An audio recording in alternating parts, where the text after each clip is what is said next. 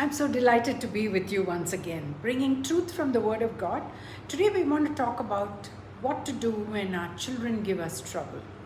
There's so many families having so many different problems with children. I personally have 4 children and 7 grandchildren.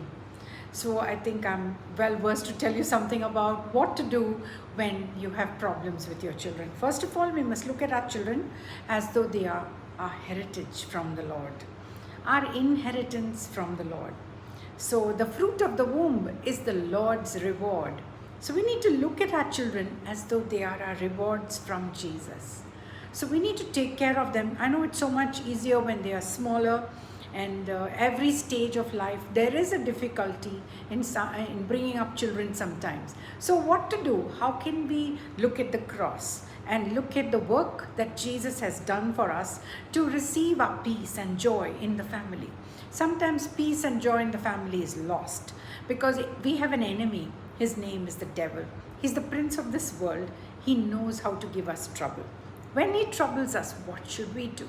How can we be overcomers? Not only do we have to get back our peace, but we also have to bring back our children in the right path. So what to do? Look at the cross. Jesus said, almost the last but one word on the cross was, "It is finished."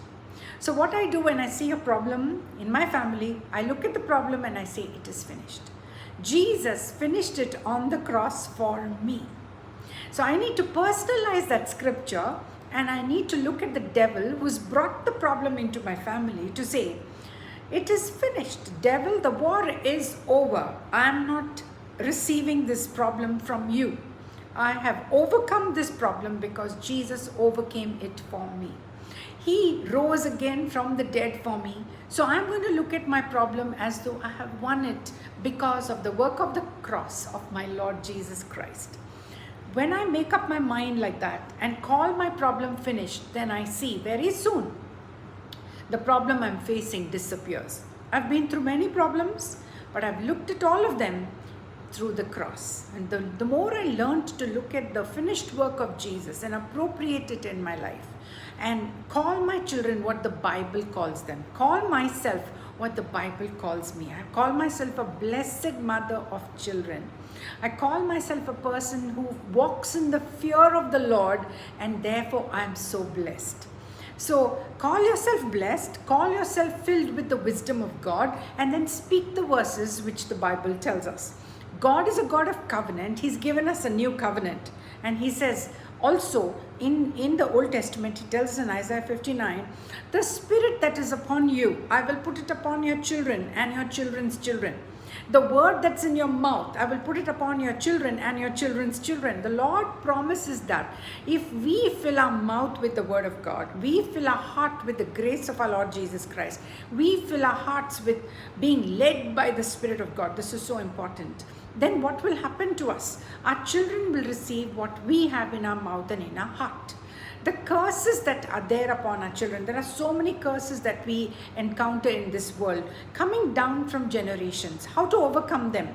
By looking at Jesus and saying, "Lord, you took this curse on the cross. I'm not going to carry it in my life and into my children and my children's children, but I'm going to believe according to Galatians 3:13 and 14, Lord, you became a curse and you redeemed me from the curse of the law so that I can be free from these curses and I can receive the blessing of Abraham. So I must exchange my curses with the blessing of Abraham. I must call my children what the Bible calls them. The Bible says that the seed of the righteous shall be delivered. So if you feel that they are under the oppression of the devil, you need to tell, "No, my children are free from the oppression of the devil. I'm calling them delivered through the work of the cross." We are delivered from the kingdom of darkness and translated into the kingdom of our Lord and Savior Jesus Christ. We are delivered from this present evil world because Jesus died as a ransom for all of us. The ransom has been paid. The price has been paid for the kidnapping that Satan did with us and our children. And he has to set us free when we say, I am redeemed by the blood of Jesus from the hand of the enemy. So we need to fight with the enemy. There are sometimes we have to fight and pray through our problems. We need to say, all my children shall be taught of the Lord, and great shall be the peace of my children. My children are for signs and wonders in Israel, not to be a tool in the hand of the enemy. So whenever you see the enemy oppressing your children, you need to come against the enemy with the word of God and with the power and the blood of Jesus. You have to command the enemy to leave our children in the name of Jesus. We need to call them righteous. We need to call them holy. We need to call them set apart for the Lord's use. We need to call them what the Bible calls them. Sometimes they go through fear. Sometimes they go through rejection. Sometimes they go through peer pressure. How to come out of all those things? See, I believe there is a wall of fire around my child.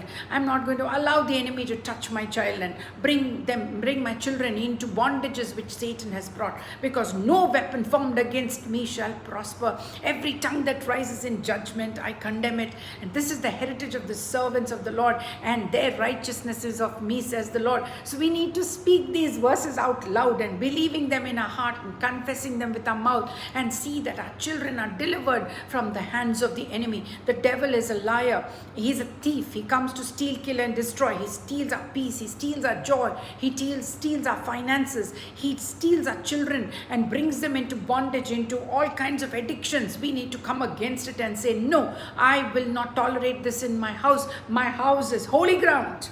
And my house is where Jesus dwells. He's the head of my house. And I want to receive from him only and not from the devil. This is a decision you and I have to make. We need to come against the forces of the evil one who are coming to rob our children and say, no, devil, you get out of my life. The war is over. Jesus said it is finished. He has given me the victory. I'm more than a conqueror through him who loved me. And I'm going to overcome the enemy. And all the areas where my children are oppressed, suppose they're not able to study, they're not able to get good marks, teach them scriptures. Scriptures make them wise unto salvation. Scriptures make you better than your teachers. So there are strategies given by the Lord to us in the Bible that we need to use against the forces of darkness. If they get into wrong relationships, the Bible tells us very clearly not to be unequally yoked with unbelievers.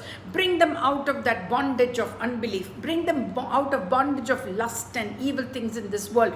How? By speaking the word of God, speaking the blood of Jesus, the verses that contain the blood of Jesus. We will overcome with the blood of the Lamb and the word of our testimony. Are you ready to confess this word and bring your children, bring your problems to the foot of the cross and say, Lord Jesus, you died my death. You rose again from the dead. I release the power of the gospel of Jesus Christ in my family.